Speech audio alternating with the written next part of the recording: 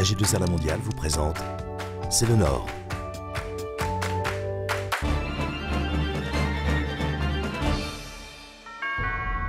Bonjour, C'est le Nord s'intéresse aujourd'hui à la culture. Et pour en parler, l'homme du Nord que je reçois est Frédéric Blangarin, ingénieur du son. Bonjour Frédéric Blangarin. Bonjour Jean-Marie. Nous allons ensemble regarder le reportage que nous avons réalisé dans la nouvelle salle de l'Orchestre national de Lille. Reportage.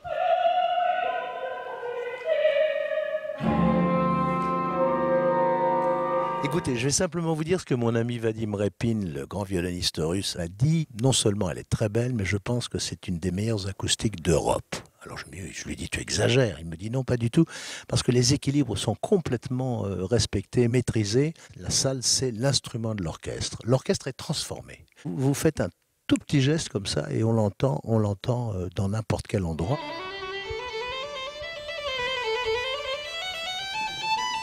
Cette salle est belle et elle est en rapport complet avec ce qu'un grand orchestre peut souhaiter.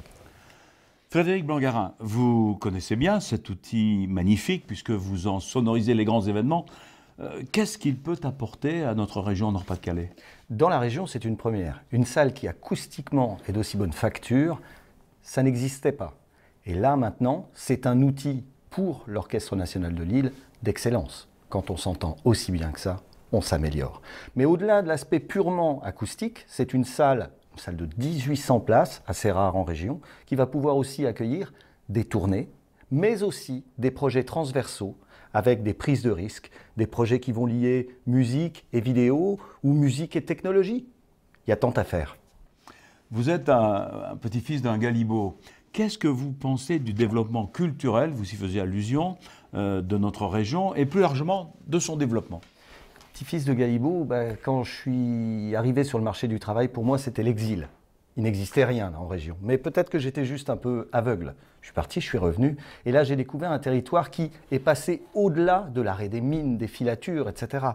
C'est un territoire qui a su développer des projets sur des grandes entités, comme des scènes nationales ou des festivals comme Lille 3000, mais aussi sur l'ensemble de son territoire, sur des procédés comme par exemple l'aide à la diffusion que supportent les départements.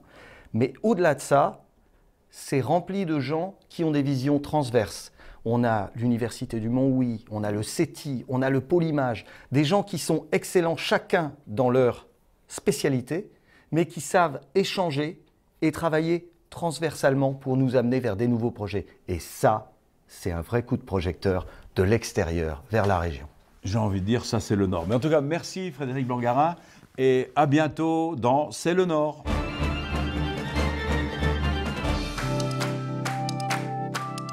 AG2R La Mondiale vous a présenté C'est le Nord.